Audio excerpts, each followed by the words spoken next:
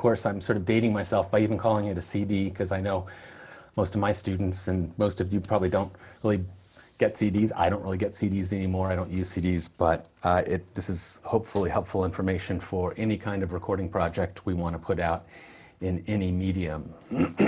And so this is sort of an overview of things we're going to be talking about. And I'll say that this is born out of my experience of doing just a lot of recording sessions. I was trying to think about when my first one was that was commercially released, and I think it was almost 30 years ago, and have done, maybe 40 or 50 CD projects since then.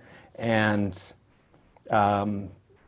everyone's been different, and I really didn't know a lot about it when I started doing it. And if I could go back and fix a lot of the mistakes and things I didn't know, would have had a lot more successful projects early on. But of course, every project is different as well. So this is sort of gleaned from my experience of going through them in different facets.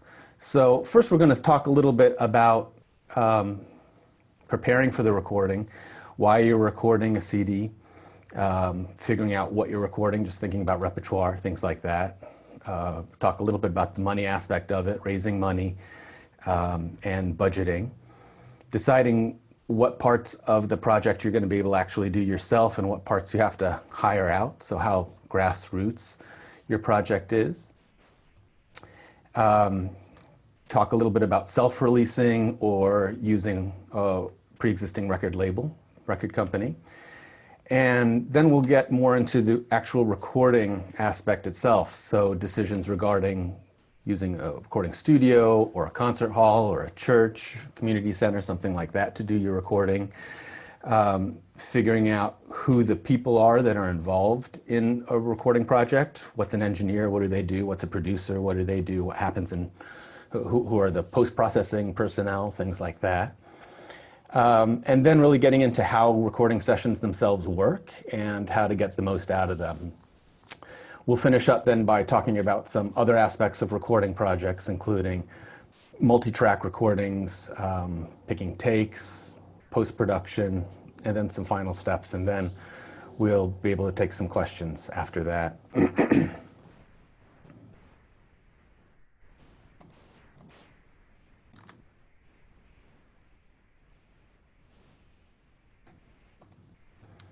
So one of the first things we want to think about is, why are we recording?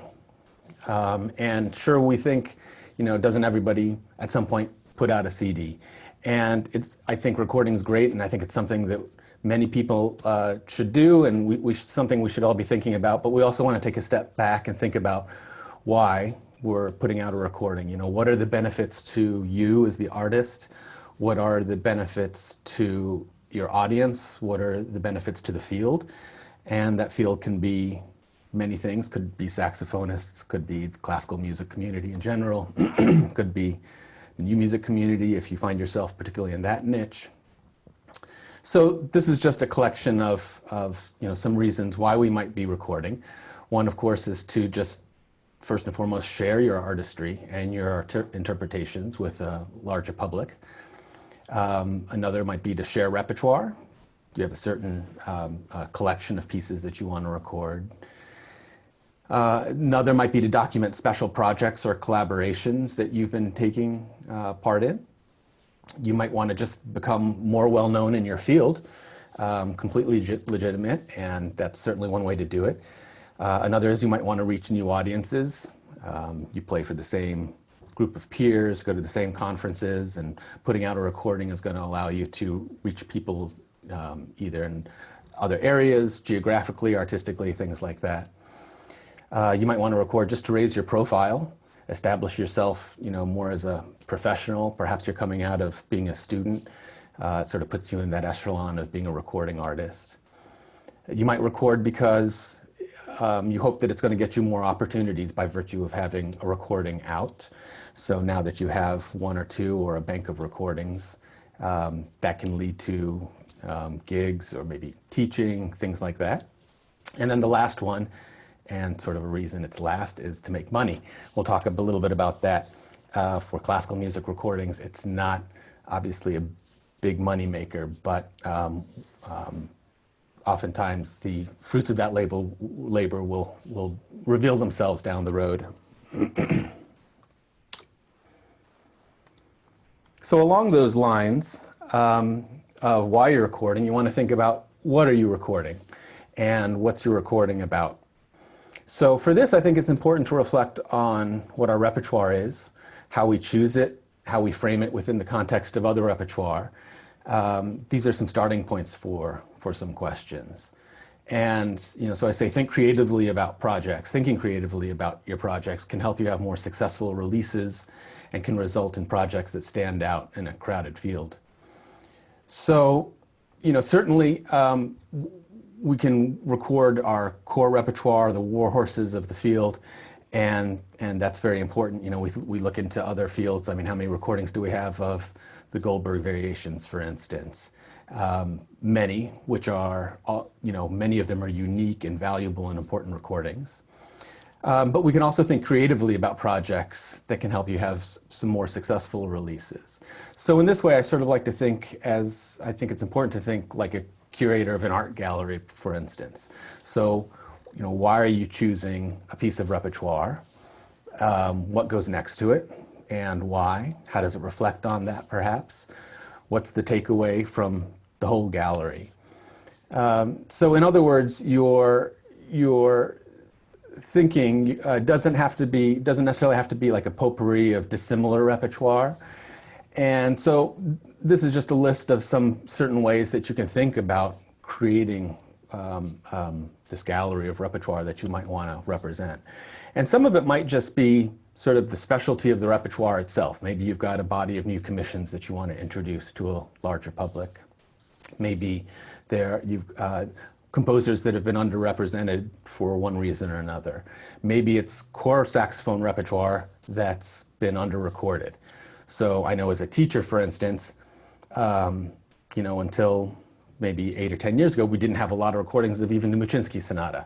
Or I'd love to be able to have some great recordings of the Jolivet Fantasy Impromptu to be able to hand to my students. We can find a lot more recordings of Christian Loba, for instance, or Denisov, something that's going to be for a different level of our students.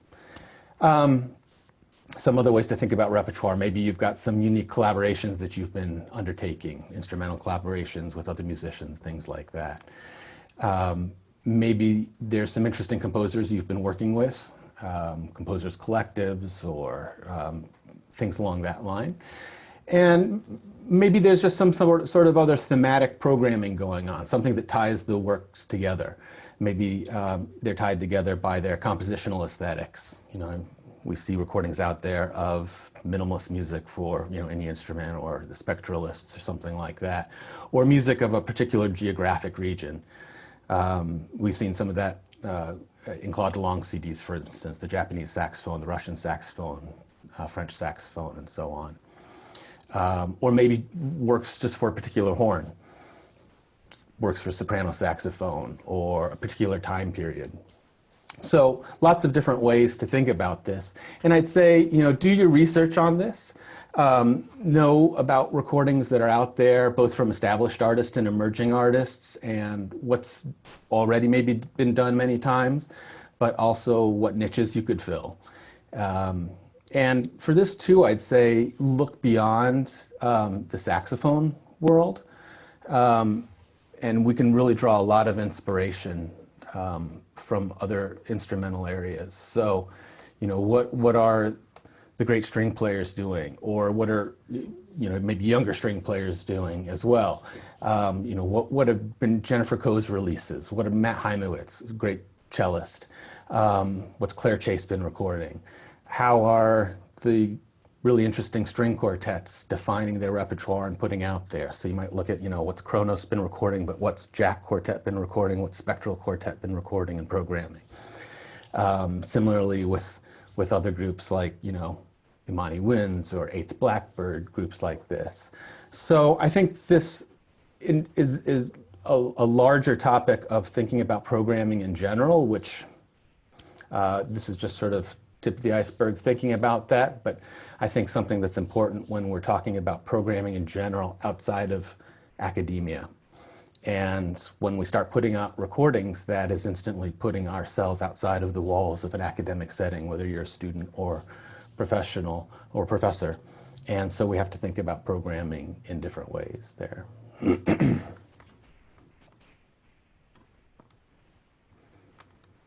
So we'll talk about the costs here a little bit. And this is just sort of an overview. We're going to talk about the budget a little bit more in detail and the things that you have to budget for a recording. But know that it can cost a lot. I'd say on the minimum, it's going to cost a few $1,000s, and it can cost easily over $15,000. And this all depends on lots of different variables, including how much the studio costs, how much the engineer costs, the producer, how much you're paying your musicians, the post-processing, things like that. And record companies don't generally assist in this, except for the most elite artists, right? Of course, if you're Yo-Yo Ma, you can waltz into a studio, record whatever you want. It's all going to get covered and you're going to make some money on it. So we have to think about ways to raise funds for that. And one way is going to be through grants and institutional support. And by this, we might be looking at local or statewide arts council grants. As an individual, sometimes it's tricky to raise money. Sometimes you have to be affiliated with or have your own nonprofit association or work under an umbrella organization that has 501c3 nonprofit status. But in particular, local grants target individual grants where you don't have to have that sort of tax-exempt designation or nonprofit designation. You can also look at foundation support for local or national foundations. Maybe school grants, whether you're a student or a professor, oftentimes that an institution will help you either with in-kind donations. By that I mean offering you use of a hall for a few days or a week, which would otherwise be very expensive, or actual grant funding. And the fourth under grants or institutional supports would be organizations just unique to your project. So for instance, I did a recording once with a group called Glass Farm Ensemble in New York, and it was run by the pianist who was the director, was a Swiss national, and we were recording works by Swiss artists. So we were getting funding from Pro Helvetica, a Swiss cultural organization that gives funding for the dissemination of art from Switzerland. Next, under the ways to raise funds would be crowdsourcing or personal fundraising campaigns. And we see that happening more and more recently to great success. And then lastly, just personal savings. You're saving through your teaching and through your concertizing and through, mowing lawns or anything like that to be able to fund this. And I'd say, don't be shy about asking, especially in this day and age. We're used to getting solicitations from everybody from, public radio down to somebody trying to fund going to a summer camp or something like that. And there'll be a lot of people out there who support you and can give in different amounts to help your project. I think it's important to know in advance that you probably won't break even on a CD project, just in terms of sales. I don't know any artist who has produced CDs that doesn't have still boxes of those CDs left in their attic at some point. And especially now with streaming platforms really becoming the main way to disseminate recordings, we know that those are notoriously low for paying royalties. But at the same time, CDs are just one of those things that you can consider an investment in your own career. And so you're going to reap the rewards hopefully down the road. It's sort of like paying for an education or a great new horn or real estate or something like that. You're not going to see the benefits of that right away, but for the aforementioned reasons we talked about why you might record, you're investing in yourself and in your career.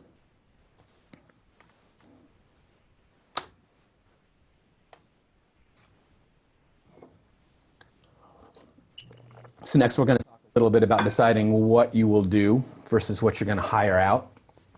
And yes, this is a picture of a guy trying to fix his toilet.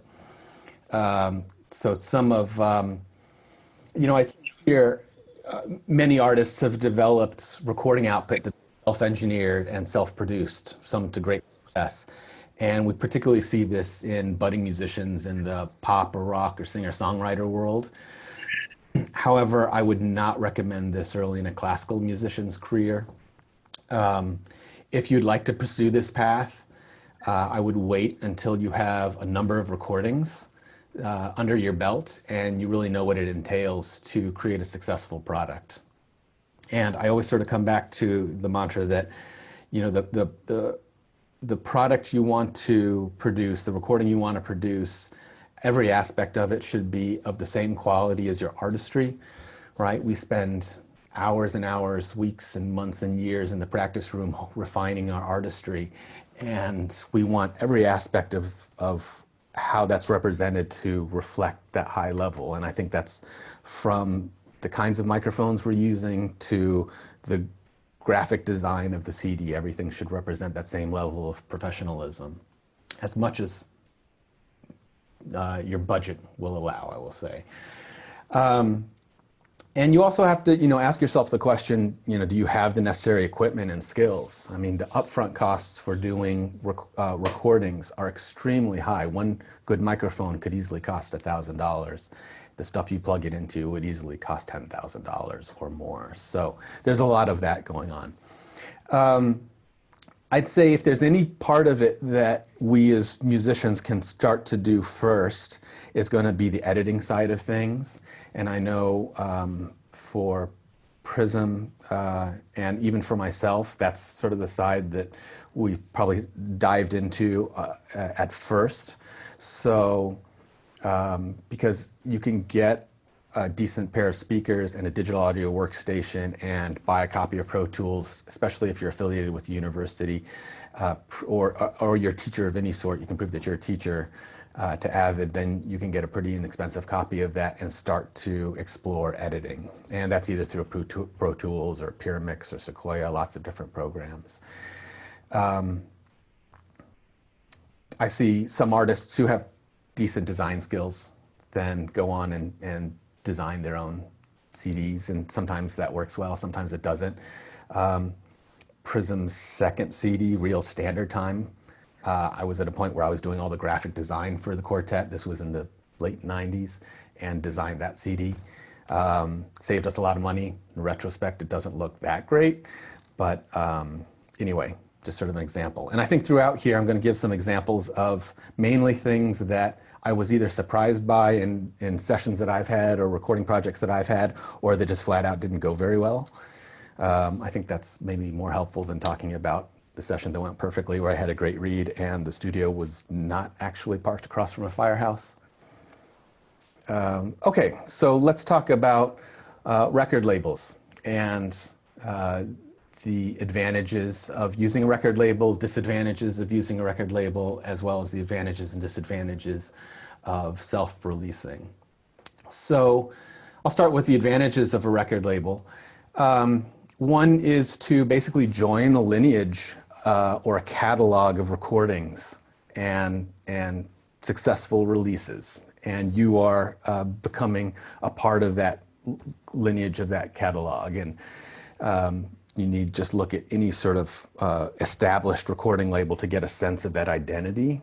We know when we see a Deutsche Grammophon recording sort of what that is representing, or when we look at a ECM recording, the kind of artistry and the kind of artist that that's representing. So instantly we're able to join that kind of profile of an artist.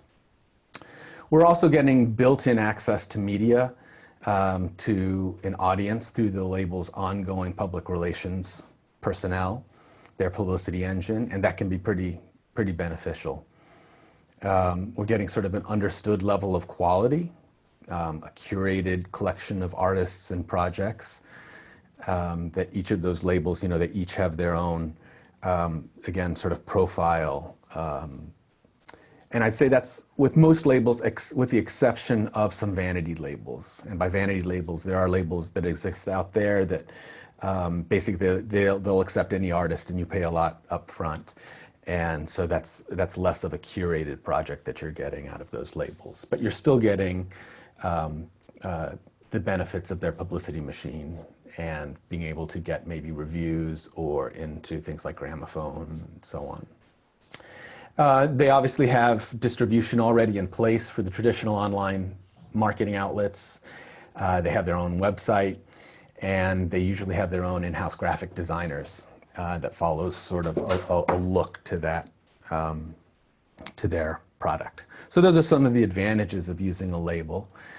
Some of the disadvantages, I'd say, one is just it's hard to get on a lot of the labels. They're very selective.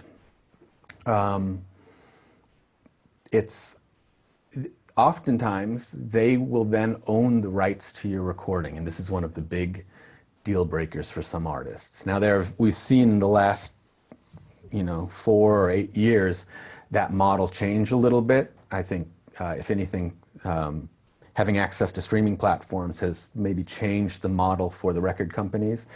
So they understand that that's a big competition. People can self-release, and so we're seeing these artist-led record labels where the artists control the rights. But still, for the bulk of them, you are handing over your recording. Maybe you're getting paid, or maybe you're getting some royalties for that, and that product now becomes the record label's product. And so some artists are just not comfortable with that. I'd say that Prism's very first CD, which was on Koch Records, Koch then went out of business and kept the record. We couldn't get the record back, and we've still been dealing with trying to work through lawyers to try and get the rights back to that record. After that, we moved over to Innova for a long time because their model, and it still continues, is that they don't own the record. The rights still exist with the artists. So that was one reason that we really appreciated working with them. Since then, after we had a number of releases on Innova, we moved to a model where we just created our own record company in-house. We felt we had enough experience doing all the different aspects, and the money that we were paying for administrative costs and things, we could just put back into either another recording or into marketing for these releases. Some other disadvantages to a label, they can dictate repertoire and other artistic matters, again, depending on sort of the profile of that label.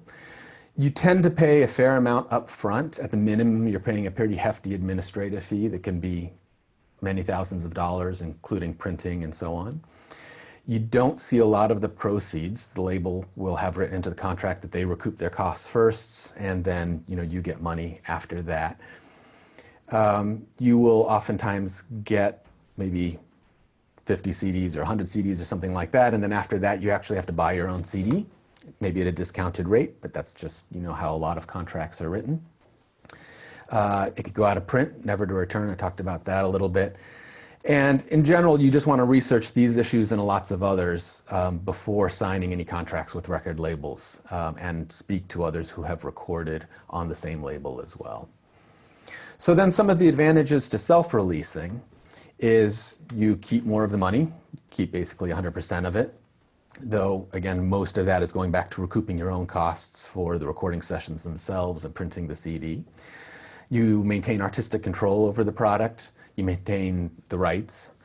And honestly, I'd say that labels are not as necessary as they once were. Even as recently as 10 years ago, and certainly earlier than that, they were really sort of the gatekeepers to the world of the consumer. We would only find CDs in record stores, and that was really how you would be able to get into those places, because you were on a label. So I think that's important to mention. Some of the disadvantages to self-releasing are,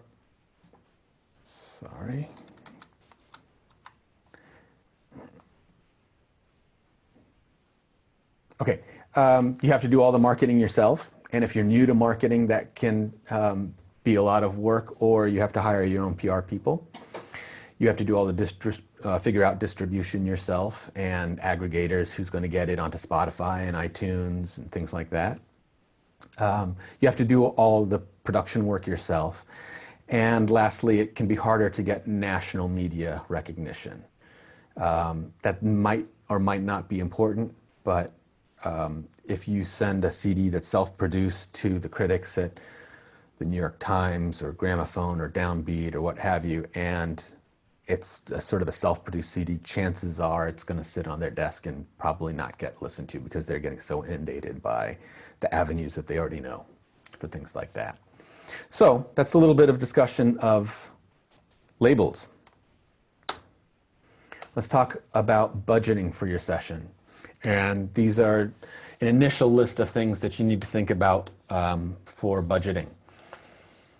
The musician's time, travel, housing, and of course their fees if you're paying your musicians, which you probably are, your own travel and expenses, any costs of the music, including rentals, the studio costs. This is going to be one of the biggest costs, and whether it's an hourly cost or a daily rate, or sometimes you get a per project rate from a studio, you get to block out a week in it. It's at a sort of reduced price from blocking out 8 hours a day for 5 days. There's going to be costs for your engineer and your producer. Sometimes the engineer comes with the studio. It's a person who owns the studio and they're the engineer, but sometimes you're booking those things separately. There could be extra rentals at the studio.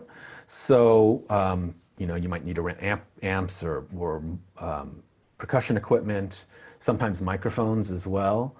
I know when Prism records, we have gotten to the point where we really are very picky about the kinds of microphones on us, and it's rare for a studio to have at least 4 of those. Sometimes studios will have collaborative agreements with other studios where they can share each other's equipment, but otherwise we have to assume that the studio might have to rent those microphones from someplace, and that gets added to a budget line. Piano rental or piano tuning fees. Maybe a studio has a really good piano, but you're going to have to tune it at least once, if not multiple times throughout the course of that session. Post-production costs, so that's going to include editing, mixing, and mastering.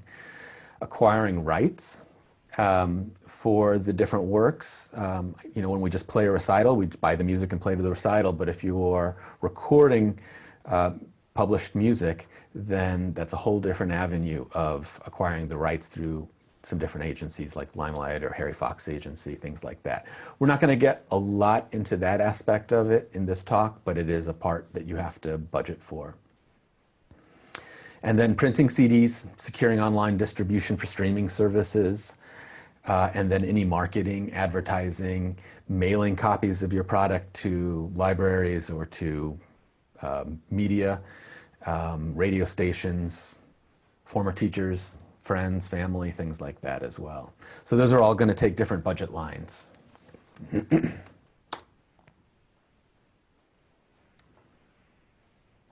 Next, we're going to talk about choosing a recording space and the pros and cons of each.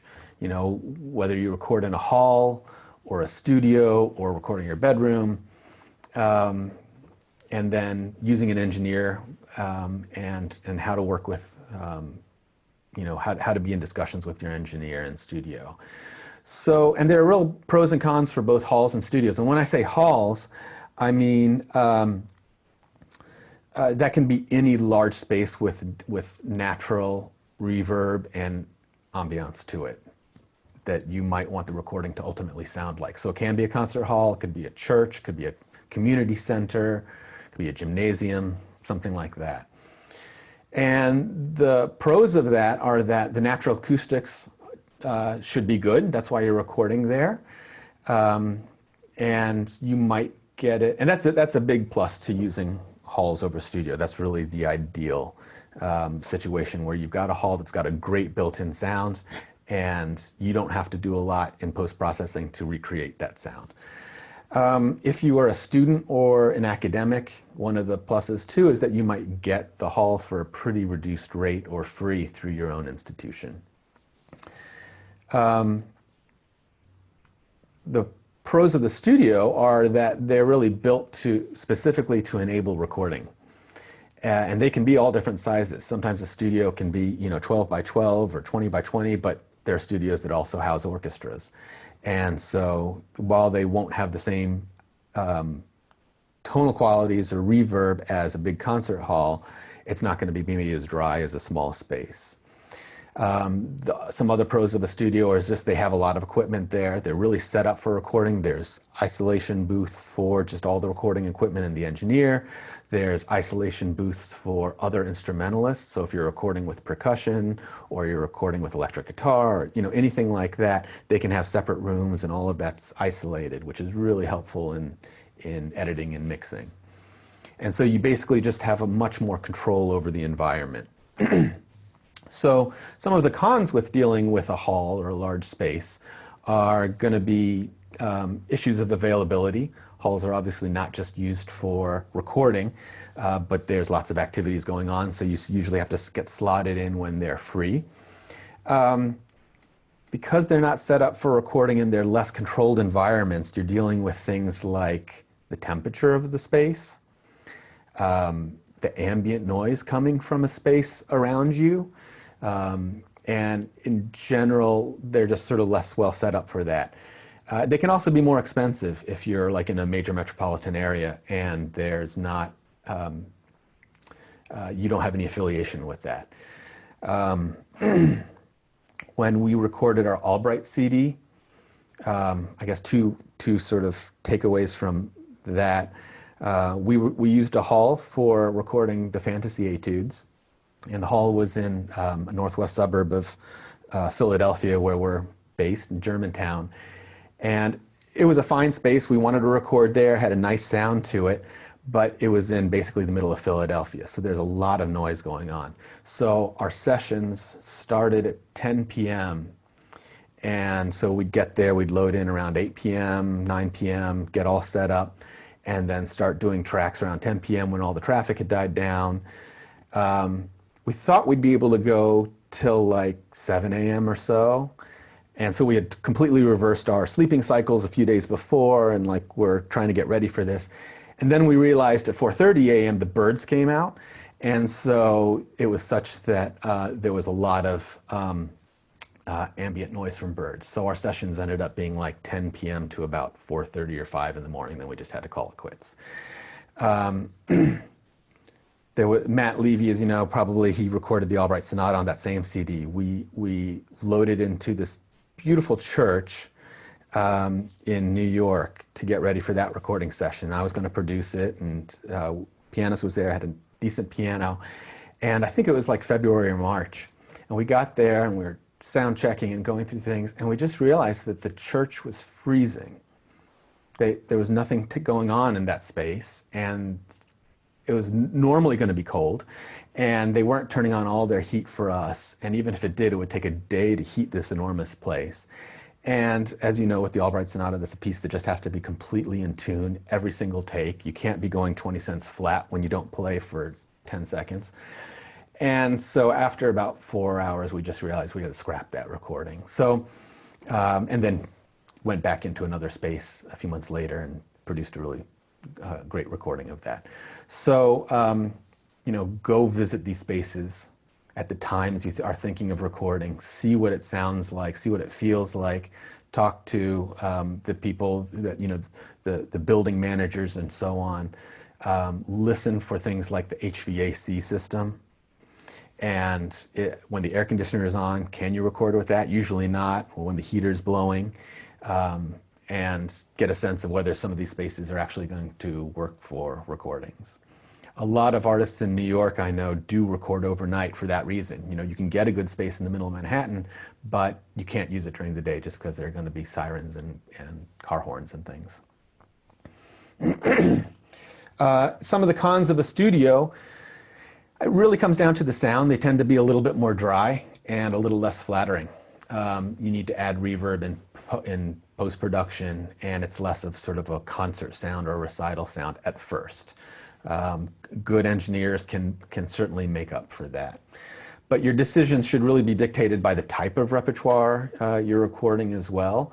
Some music, you might be doing something that's, I'll just pull a name out of the hat. Let's say I was recording like Mark Mellett's quartet or something, very rhythmic, very driving, sort of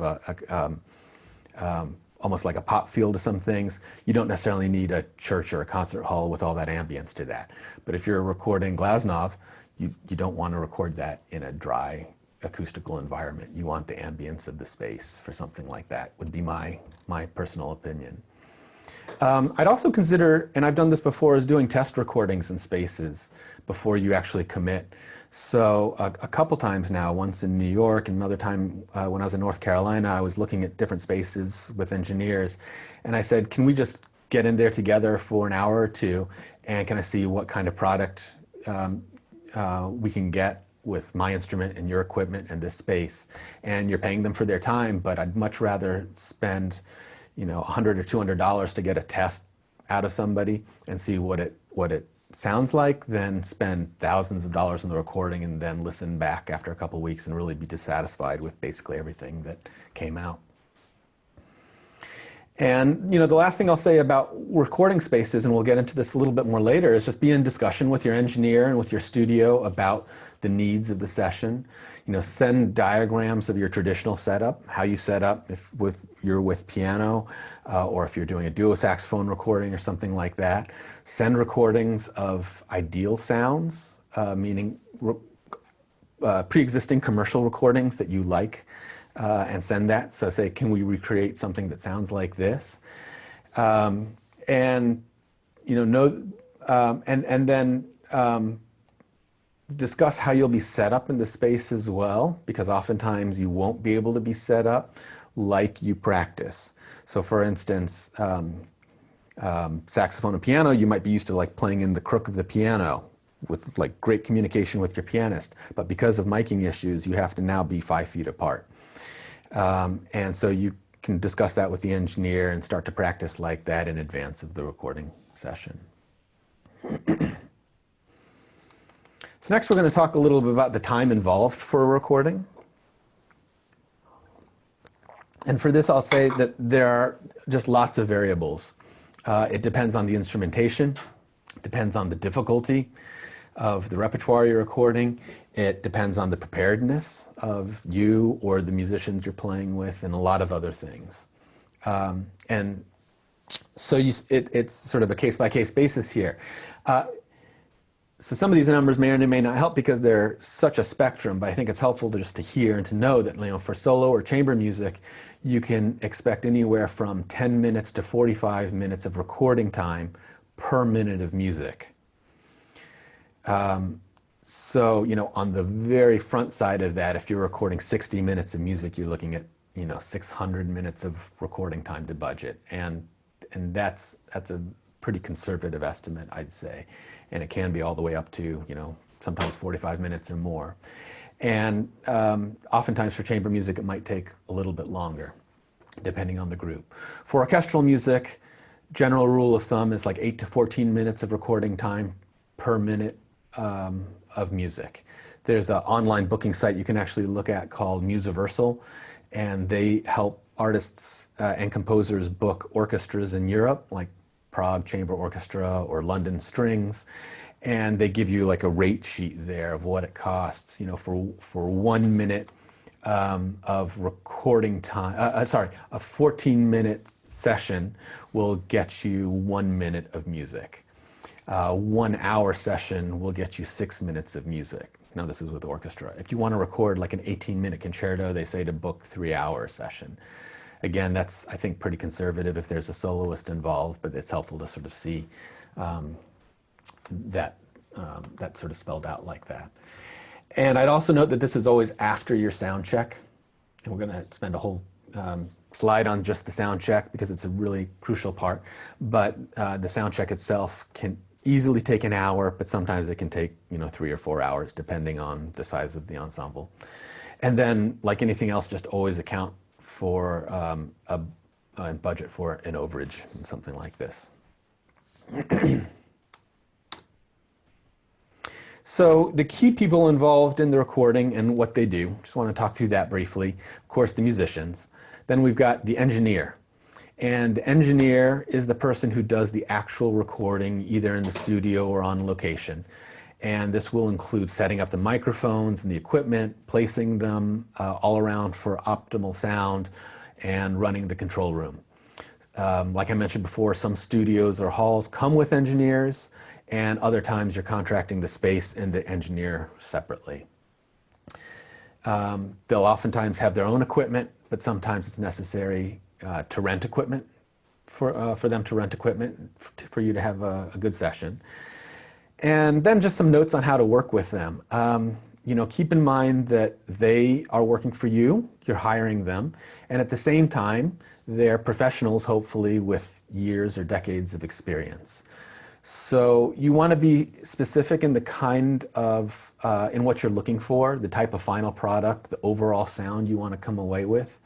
Again, you want to communicate before the session about your needs and the goals. Again, send them pre-existing commercial recordings that you like in terms of the recorded sound. Know also that, if you're sending them a recording of, we'll just say again, like Claude DeLong CDs, and say, I want my final product to sound like that, but you're recording in a 12 by 12 studio, you got to know, well, his were recorded in a large concert hall in Sweden. You're in a small studio in Brooklyn. You're not really going to get exactly the same sound. So just be aware of that, those sort of differences. They have preferences in terms of microphones and placement and so on. But you also want them to be flexible as to the sounds that you'd like to get out of the instrument. They know their studio, they know their gear and the options available.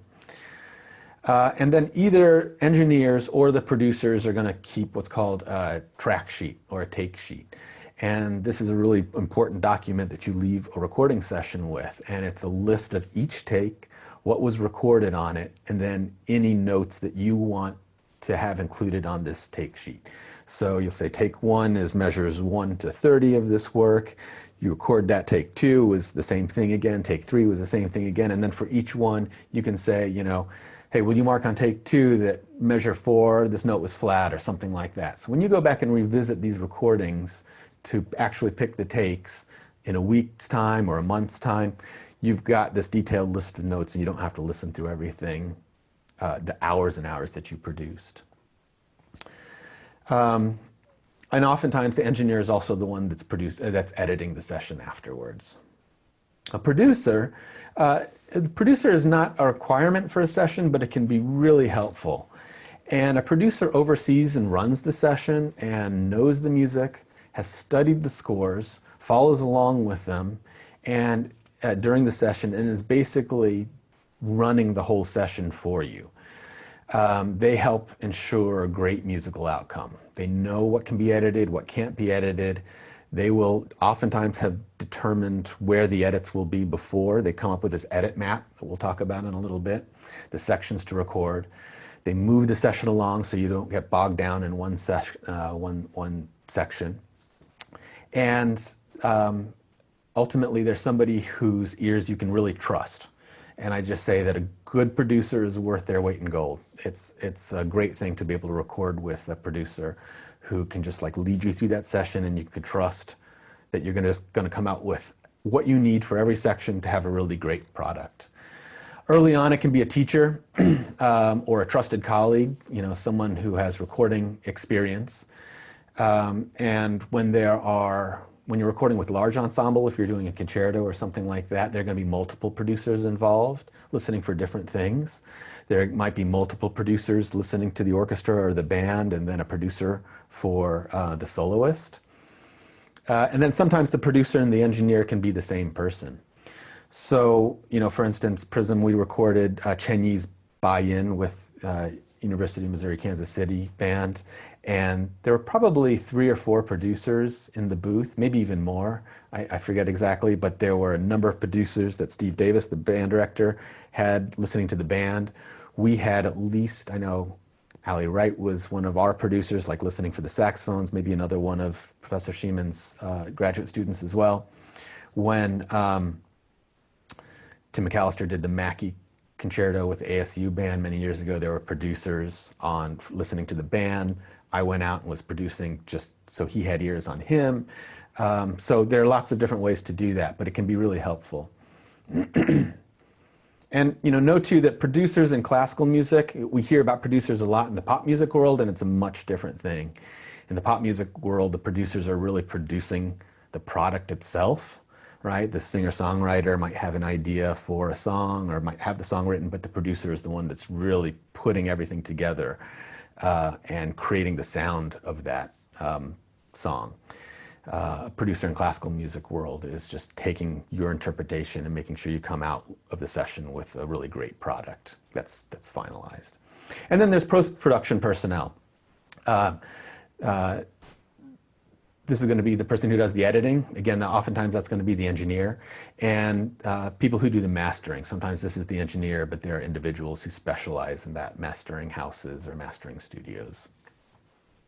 So those are the key people involved in your recording. We're going to move on now to getting ready for the session and then moving into the session itself. So the first thing I'd say is create a session plan with an edit map in advance of the recording session. And you want to go into the studio knowing the order of everything you're going to record. That's sort of a given. And then create what I call an edit map on the score so you know what sections are possible prior to the session. And essentially this means mapping out on the score where the possible edits are. And if you're new to recording, and particularly if you're new to editing, consult with an engineer or whoever's going to do the editing in advance of the session, and they'll help you pick the spots. Trying to figure out where to edit and what sections to do in the middle of a session can really start to bog things down. If you're using a producer, again, they might come up with that. But otherwise, it's a really helpful thing to do. And then once you come up, and literally, you know, if I've got a random score here, you would come in here and you'll say, you know, this is a good place to do an edit. This is a good place to do an edit. This is a good place to do it. You may or may not choose all of those, but at least you've created a map with options. You then take that score, you copy it, so every key person in the session has a copy. The engineer's got a copy, you have a copy on the stand next to you when you're recording, producer's got a copy. If it's a quartet, every member should probably have a copy of this as well. I want to talk a little bit about running pieces versus thinking a little more strategically when you're in the session. You know, you want to consider whether you want to do full run-throughs of a movement or a piece, or if you just want to dive in and start recording sections. Some producers or engineers like the first approach, particularly when they're working with large ensembles. They say, okay, let's just get a run of the whole thing. They're getting it maybe in their ears for the first time. There's a sense of, you know, if you run the whole movement or the whole piece, you get a sense of the flow and the energy to it, things like that. I remember there was a funny story Jim Forger told me once, and this was about 25 years he told me, so it's sort of piecemeal, but he talked about his going into a New York studio with CRI and recording that great recording we have of Lennon Distances. And he said he got to the session with Deborah, and the engineer was like, all right, what measures are we going to start with? We're going to do this, you know, measure 1 to 9 or something. Forger was like, I'm going to play the piece. And because he's Jim Forger and he's great. So it ended up just doing like big sections and taking it from that instead of sort of this traditional like piecemeal approach of like chopping things up.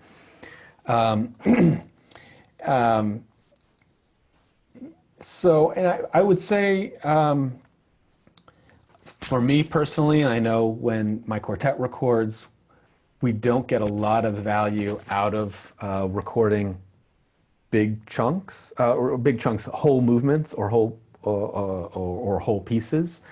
And I'd say the reason is, you know, by partway through or end way through, you're dealing with fatigue, you're dealing with things that come up that you're probably not going to end up using in the final recording. And it's often the case that when we go into a recording session, especially as a soloist, you have really worked through every aspect of the phrasing, of your dynamics, of the nuances in such a focused way in your practicing of it that you're leaving very little to sort of the energy of performing. Of course, when we play in front of a live audience, we sort of feed off that experience and there's spontaneity involved, but we don't have that in a recording session.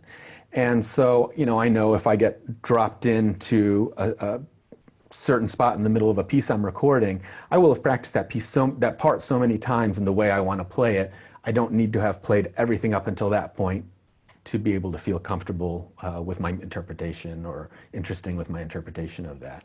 So I find that the workflow is much quicker and more efficient to just dive in and to start working on the sections that I've already mapped out. Along the same way, you want to think about the whole structure of your session. You can consider starting with something sort of quicker and easier to get the jitters out and just to get familiar with the recording flow, and then move on to something more taxing, and then maybe end the day with something that you can play pretty easily when you're tired. And similarly, over the arc of a multi-day recording session, you might want to start with something that is just a little bit simpler, especially on the day you're doing a sound check, because most of that day is going to be given over to the sound check, and then you don't have a lot of time to record after that sometimes.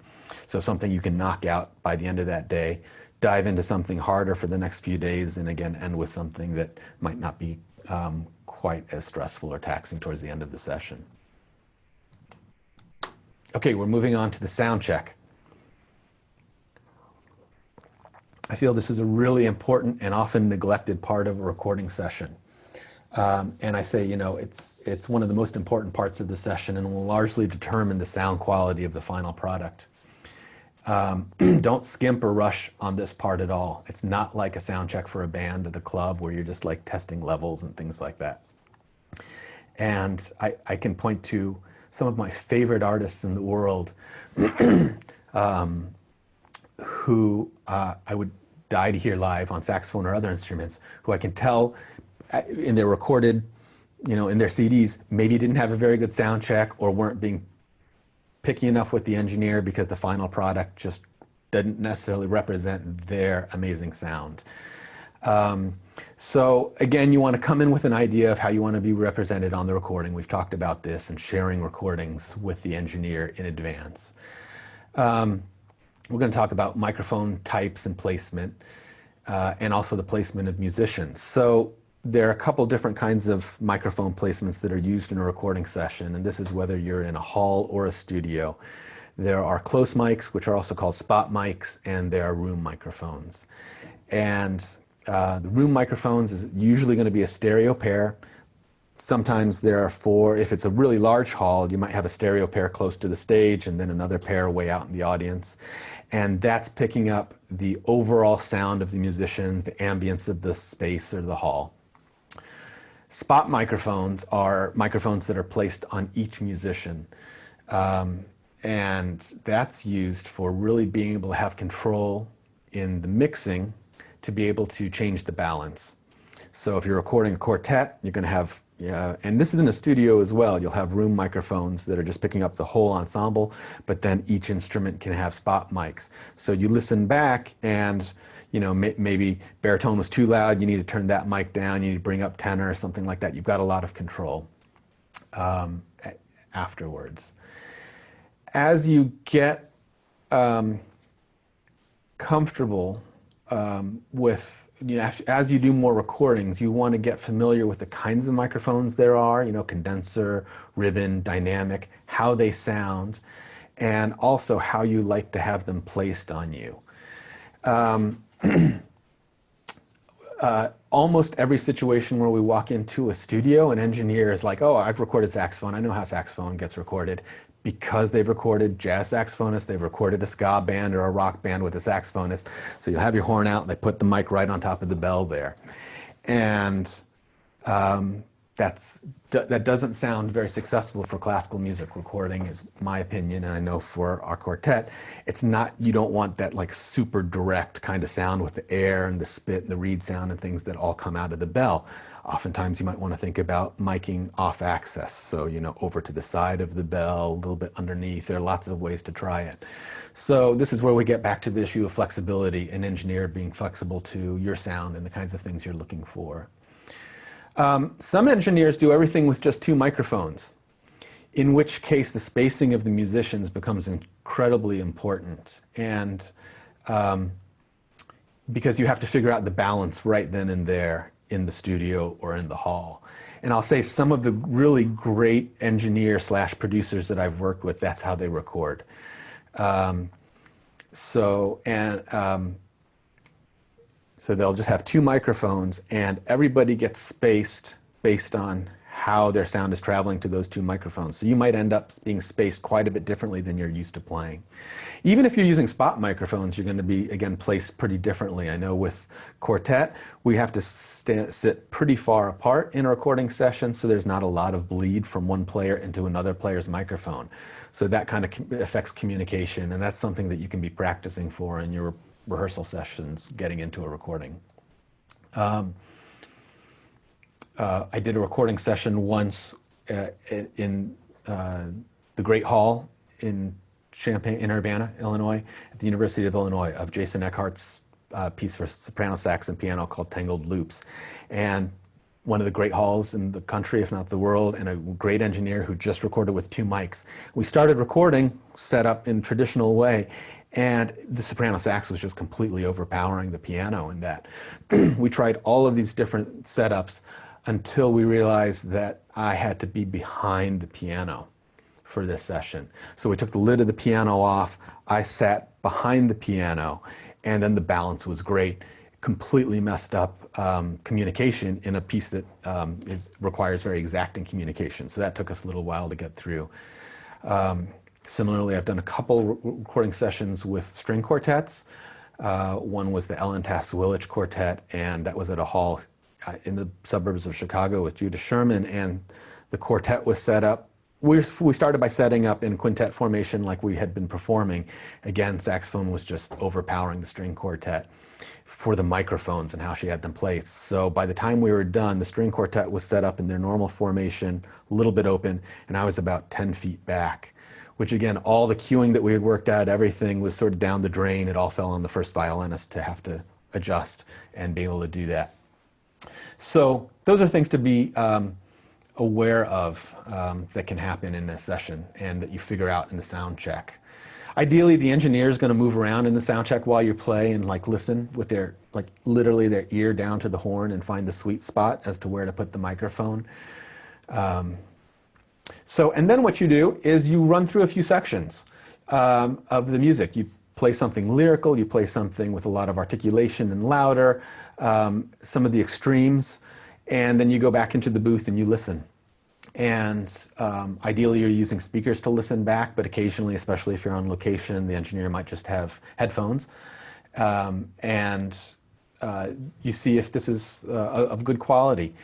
You ask the engineer or producer's opinion, you share ideas on things that you'd like. You want to know that the mix, the volume of different microphones can be changed later, assuming that the spot mics are being used. You also want to listen to all of the microphones individually. So this is particularly important if you're recording with a chamber group, but even with like solo and piano.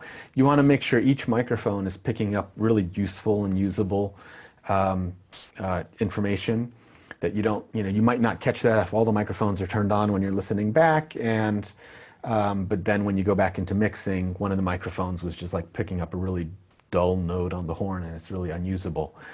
When you have spot mics on a quartet, for instance, you're listening to each one individually. Each player should be happy with how they're getting picked up, but you're also listening for some other things like distance from the mic. So everybody will play something and then you go back and listen and you want to hear, does everybody sound like they're the same distance from the horn to the microphone? And we're not talking about volume, but the sense of distance that we hear.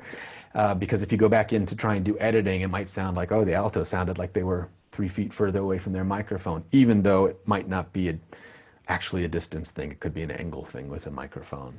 So it's those kinds of things that you're listening for. You're also noting just like imperfections in the sound. Is it picking up buzz of my reed or spit, airiness that's coming out on low notes? Talk to the engineer about that and see if they can attenuate that in some way. I'd just say get the tone that really represents you. Try not to settle in this situation. Sometimes engineers can be pretty strong-willed. This is their job. They do it day in and day out, and here you walk in with an idea of how you want to sound. I'll tell you another story about another slightly less than successful session we had where we were doing a big concerto recording, and orchestra said, this is the best engineer on the East Coast, and you know, was a good engineer, had like maybe a Grammy and lots of awards. We sent them a list of, you know, how we wanted to be mic'd. Well, the engineer came in with 2 microphones for the quartet. Lots of microphones for the orchestra, but 2 quartet mics. Well, there are 4 of us, and they assured us, you know, well, I'm just going to position them exactly, so we're going to get 1 mic for 2 people, and it's going to work out great. And we were dealing with everything else, our reeds and trying to play this concerto, so we just trusted them. And of course, the final product was, for every 1 microphone, 1 person was getting picked up really well and the other person was not. And that's the kind of thing that we now know to be a little bit more insistent about. Last thing I'd say here, 2 final things. When you find a setup that you like in a recording session, document everything. This is really important information to have. So I take pictures of every microphone that's on me, so I remember later on, oh, I really like this microphone here. Like on baritone sax, you have to use 2 microphones. Tenor sax as well. Actually, for most of the horns, we try to use 2. But you know, what microphone they are, how far apart they are, take measurements, or have your engineer take measurements of the distance. Have somebody stand back and take pictures of you with your horn so you can get the relationship of the microphones. This is really helpful even in a multi-day session. Sometimes an engineer has to take down the mics, you know, at the end of the day and then come back and set them up so everything is replicated. But it's also really helpful for your next recording session to have this information. And then the last thing I'll say here is make sure the engineer also spikes down everything. And by spike, that just means you take gaff tape and you mark off the corners of where everything is. So your mic stand is always here. In case it gets bumped, you know exactly where to put it back. You put a little L on the corners of your chair. So when you take a break and go get some food, you push your chair back and you come back and sit down, you're not all of a sudden 8 inches away from the microphone for the rest of the day, and all of a sudden the sound sounds different. Everything gets replicated exactly. So that's all happening in the sound check, a really important part, I think, of the session that doesn't get talked about enough. Okay, we're getting there. Now we're going to talk about tips for a productive session. And I'll just start by saying recording sessions can be tiring. They can be stressful. You're really being asked to focus and concentrate and analyze and perform at peak ability for a much longer period of time than we normally do, whether it's in the practice room, of course, or even in a concert. And there's always this feeling, of course, that everything's being documented. You know, in a concert, you might be super prepared. Some things might not go as you wish. It's okay. Your energy covered it. Your musicality covered it. It's also just gone, right, out of our ears. But in a recording session, everything's documented. In the final product, you can't have any of that. So you want to just make sure you're treating yourself well in the days and weeks leading up to the session. You want to get rest.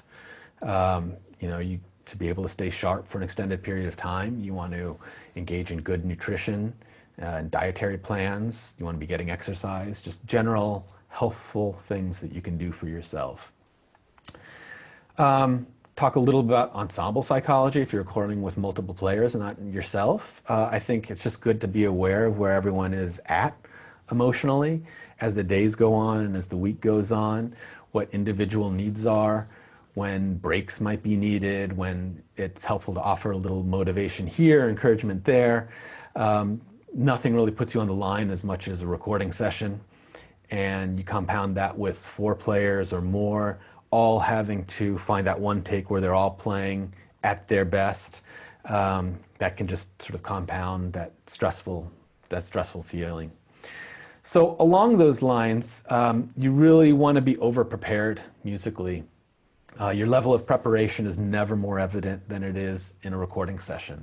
And again, that's just compounded. It's even more true when you're recording with an ensemble.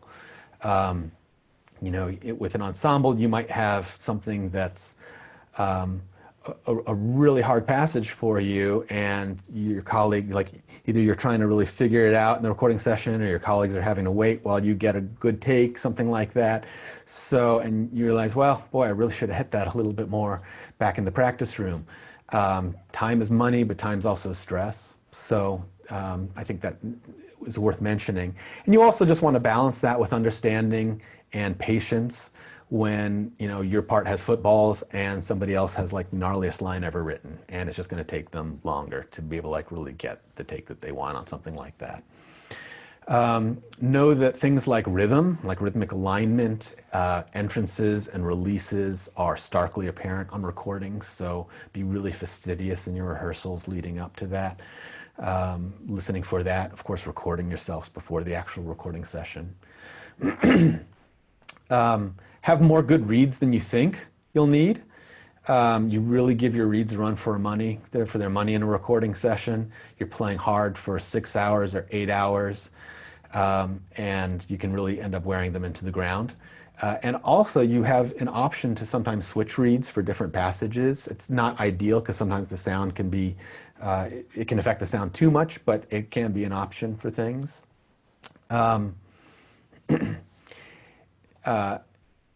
Have scores for everyone, except in the large ensemble sessions.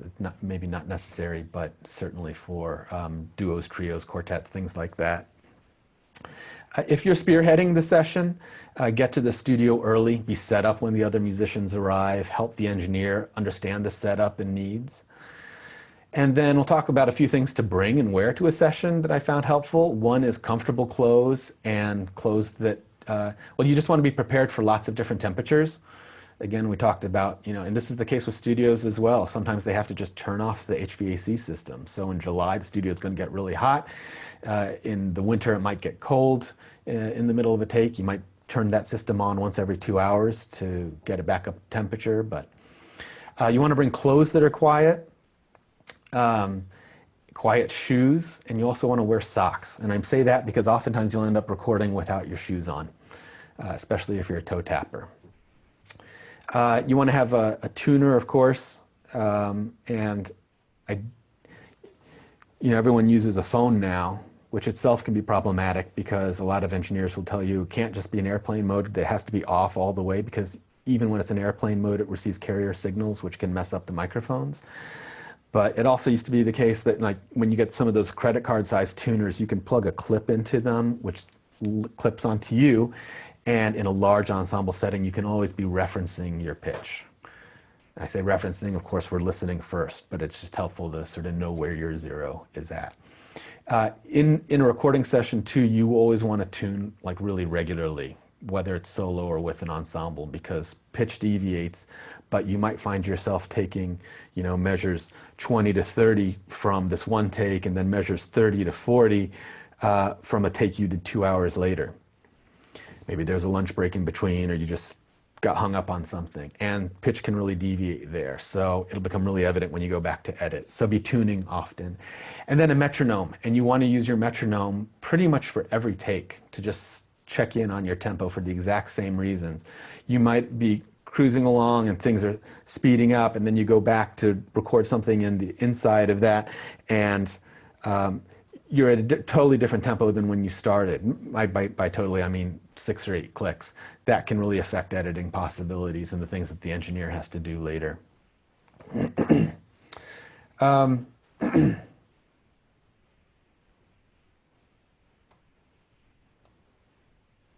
And of course, make sure you've got all the equipment you need for the session, reeds and all that. Just make a checklist the night before. There's a lot to think about on the day of the session.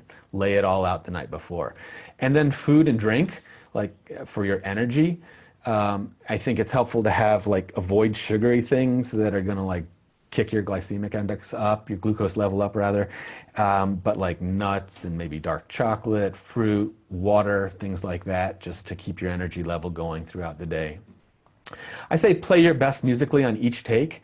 Recordings are really artificial environments. It can feel like a practice room sometimes. It's just dry space. There's nobody there listening to you. And any given take might be the one that's on the final recording. We're not getting this feedback from the audience or the sense of live playing. So we have to, on each take, really pretend we're playing for an audience. And know too that microphones can compress our dynamic and our musical range, and so all of that can tend to lead to drier recordings.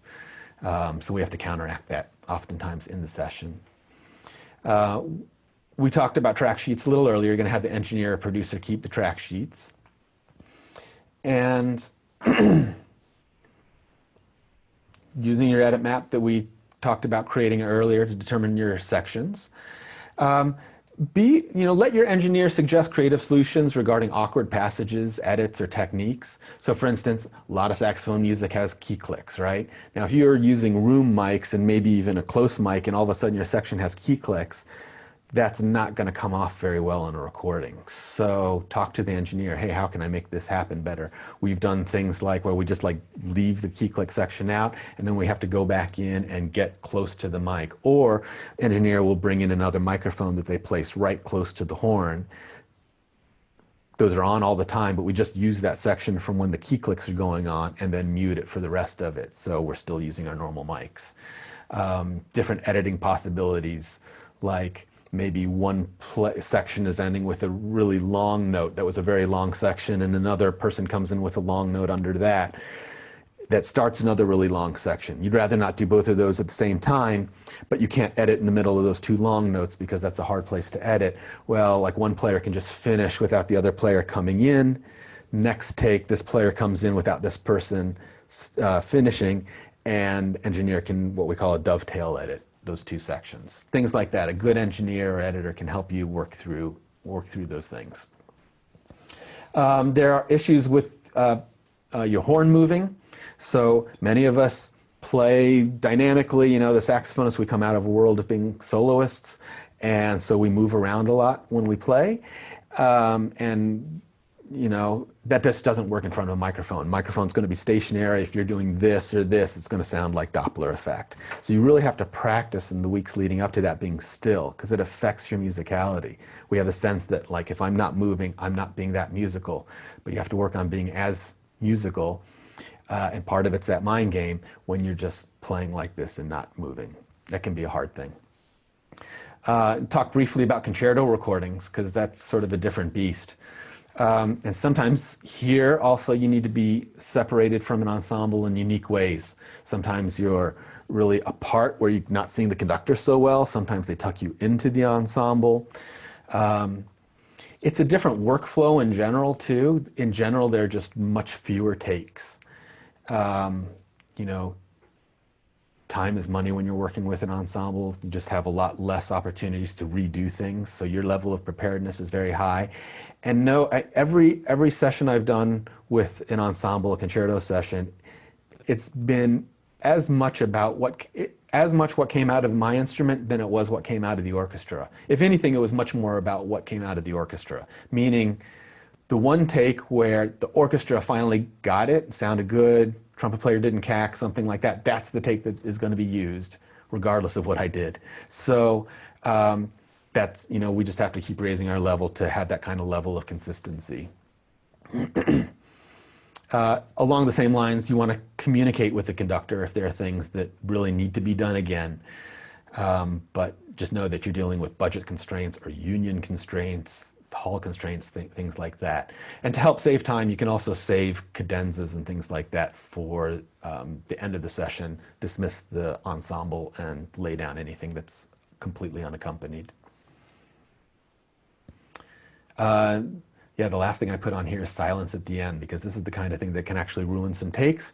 But for takes that conclude a work, you're always allowing for at least 10 seconds of silence at the end. So you finish a movement or you finish a piece, you freeze, you don't move at all. That ambient sound is going to end up on the recording, or the engineer, the editor needs it to tail off their reverb. So that's just worth mentioning as well. So those are some tips for a productive session. We're going to talk just a little bit about recording overdub music or multi-track music, which is also related to using headphones.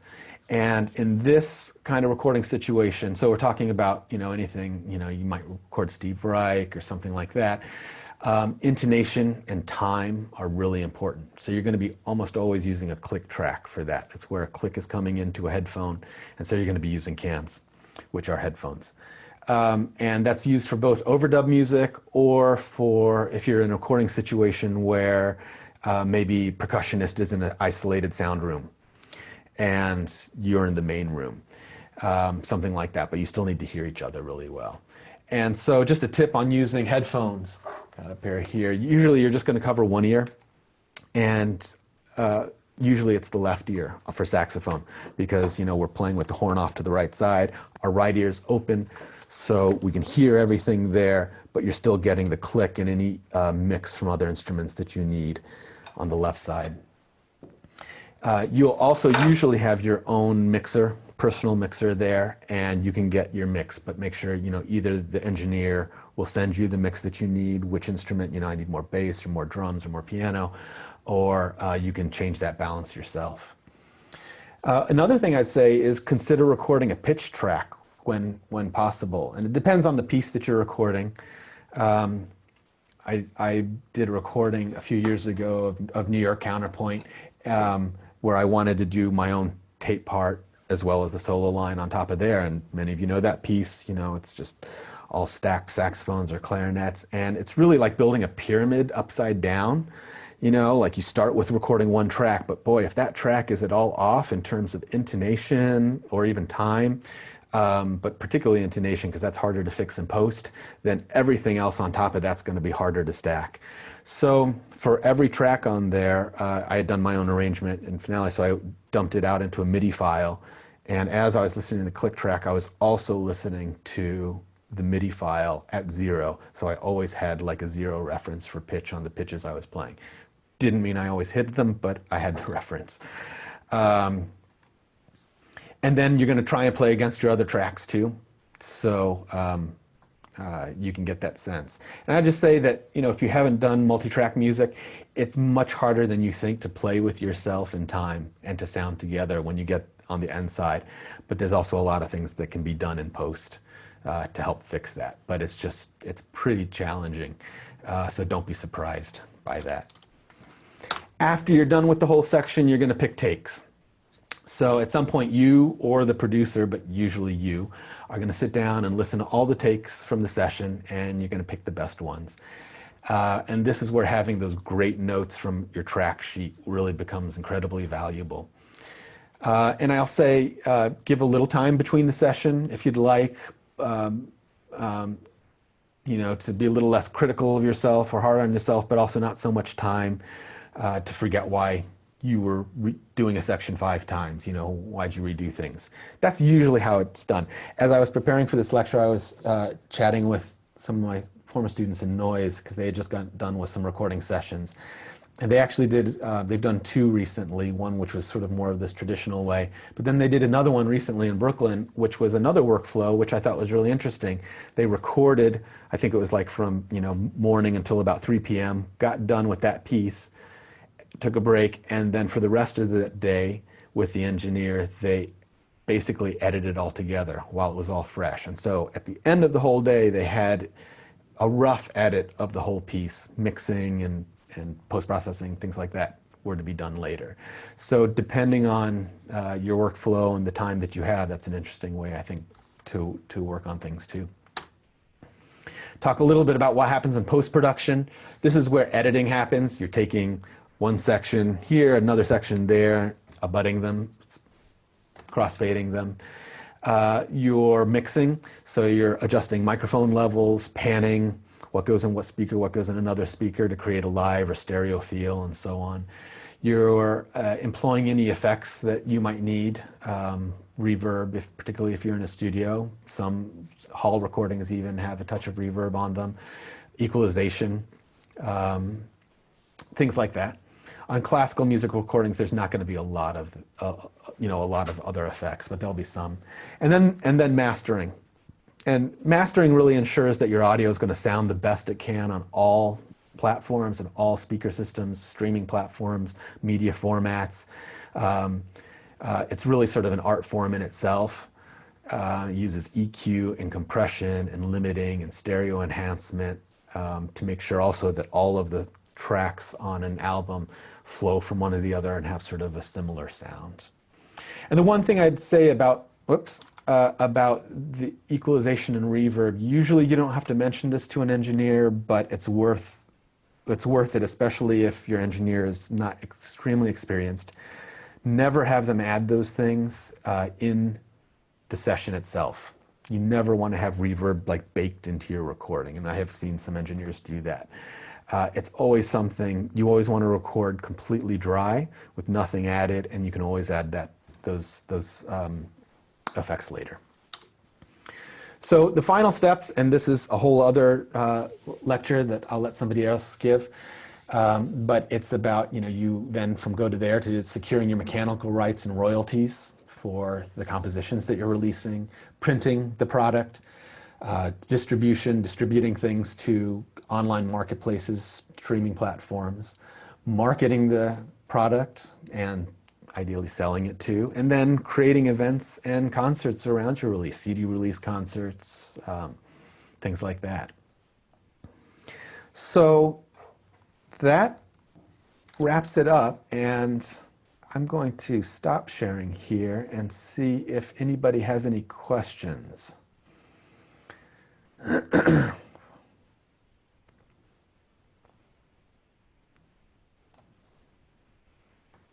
Not anything. I know it's a lot of information, and I guess the sense is that too, that it's a lot of information that might be new to people who just haven't done recording before.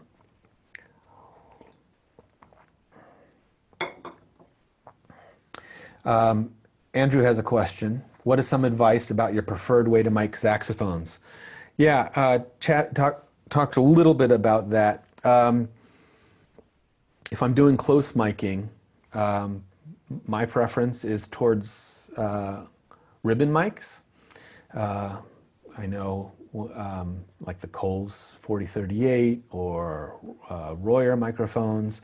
Ribbons are known for getting a particularly warm sound, and they're used also by brass players, trumpet players, trombone players really like using ribbon mics. And off-axis. So here, I'll get a horn.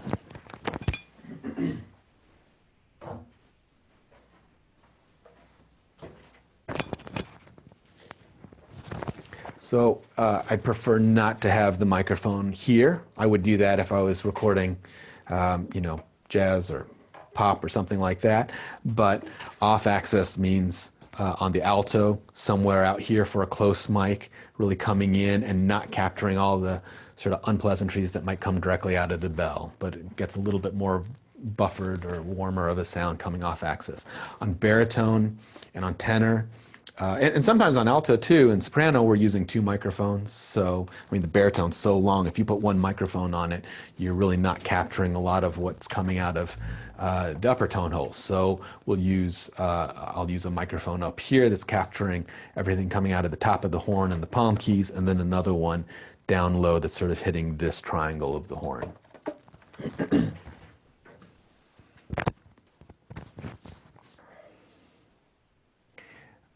Jonathan, thanks for your question. He says, how do you approach finding graphic designers, and what do you typically budget for that work?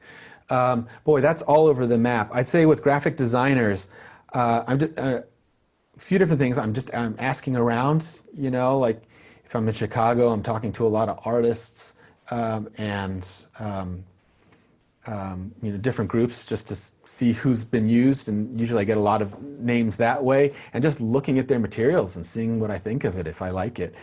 And the budget can be, that really ranges, you might be able to get something from $500 to $5,000. It just depends. I mean, it also depends on what your budget is, the level of graphic designer you're going to be looking at.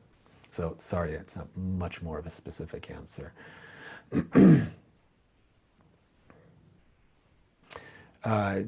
Jacob asks the million-dollar question.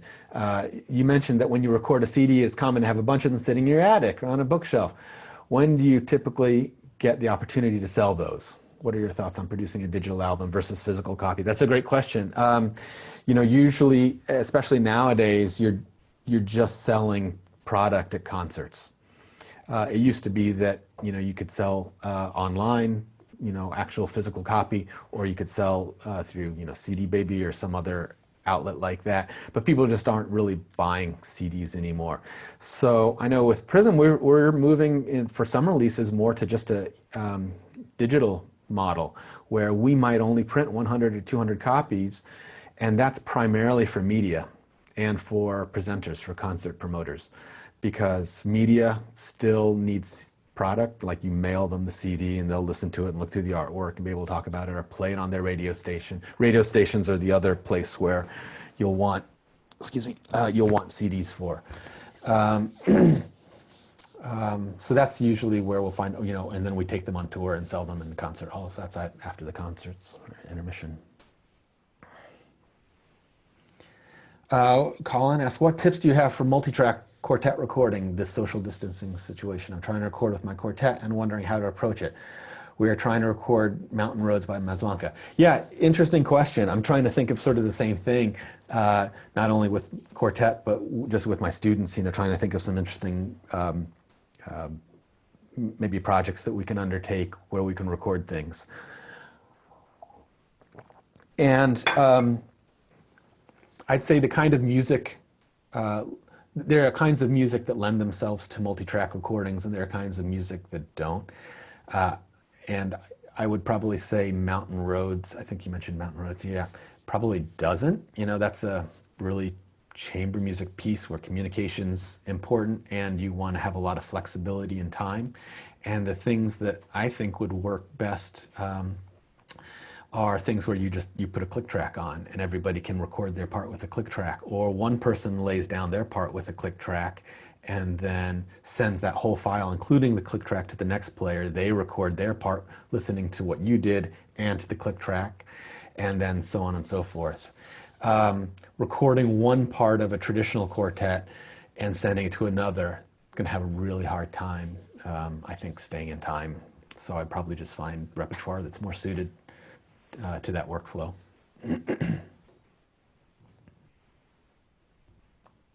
Bobby Thompson, thank you for your question. Says, in general, for a solo album with one other instrument, what is the approximate time from starting to plan a recording to finishing the project? Yeah. I've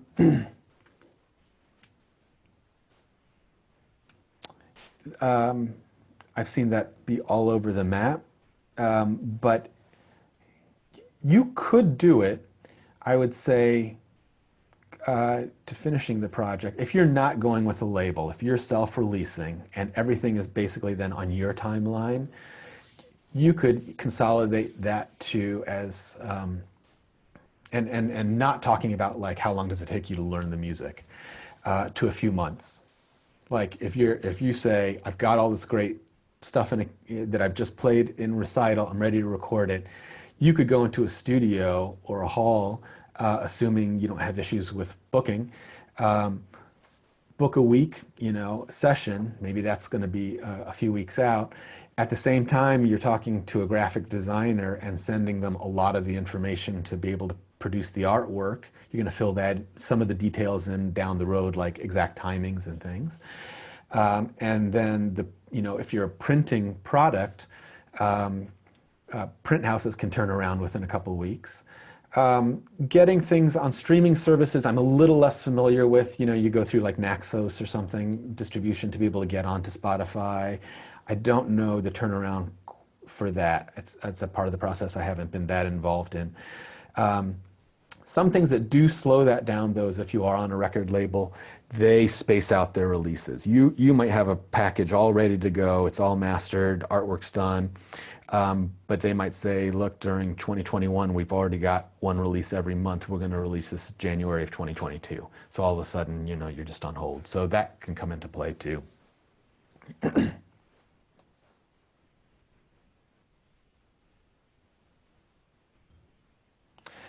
Grace asks, what are some of the benefits of releasing a full-length album as opposed to individual recordings of works separately?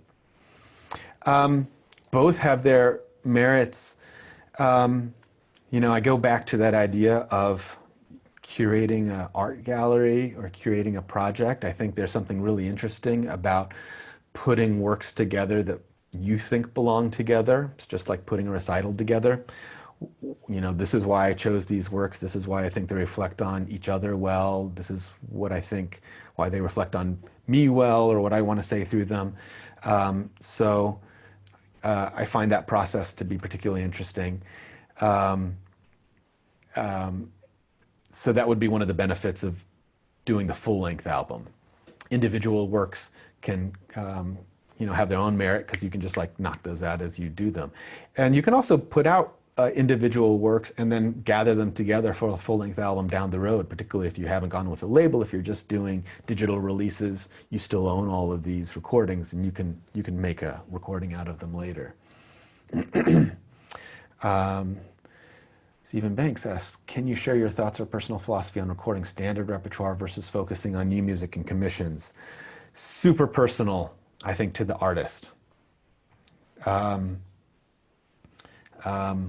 And I think, this is part of a larger discussion of just how we program and what we do as saxophonists, and also what we're good at.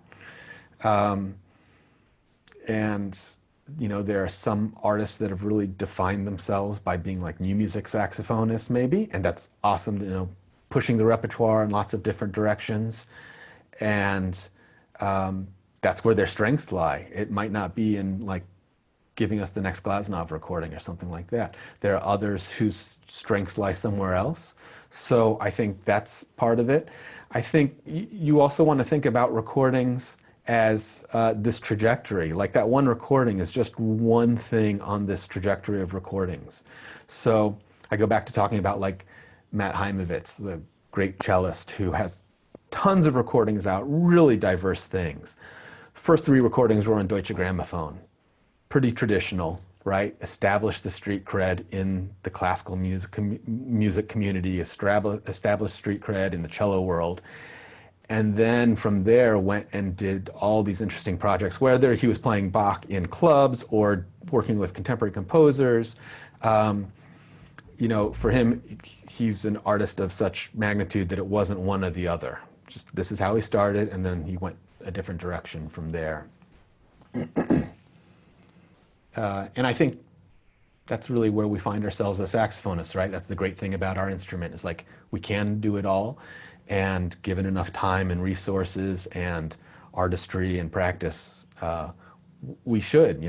I enjoy hearing, again, we talk about saxophonists who do have a lot of output. Go back to DeLong or John Edward Kelly or somebody like that. I enjoy hearing DeLong play Ravel, and I enjoy hearing John Edward Kelly play Ibert and Glasnov. And I like hearing all the contemporary music that they've commissioned and recorded, and that output. So all of that's, I think, very important. Thank you for your questions, folks.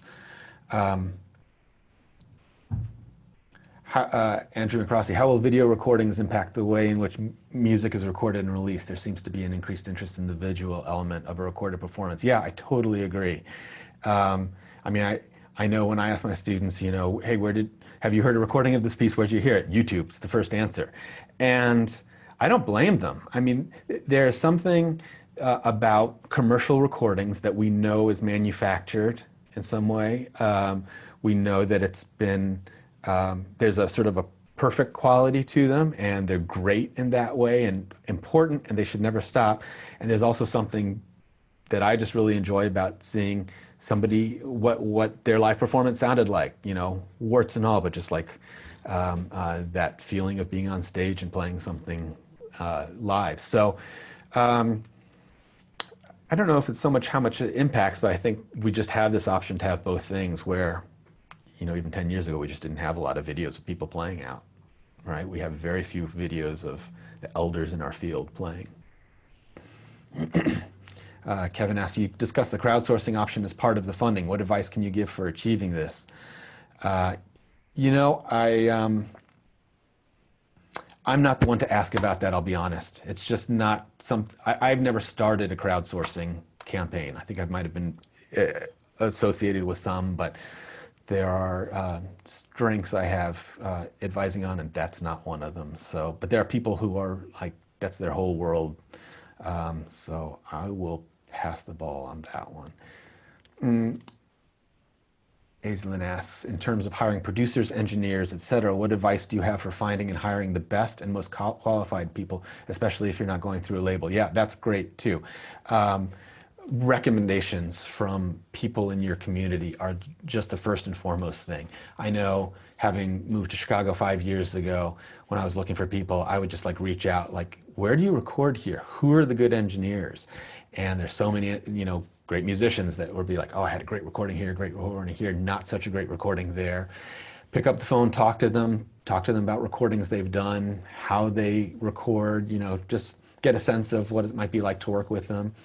And then, like I mentioned earlier too, this idea of doing a test recording in any place, just see if they'd be open to that, especially if they have a studio. If there's a hall, then that involves, schlepping of a lot of equipment. But if they have a studio, they can set up some mics, press record, and just record you, and you can get a sense of what things are going to sound like, what the experience is going to be like with that person, with their equipment, and in their space.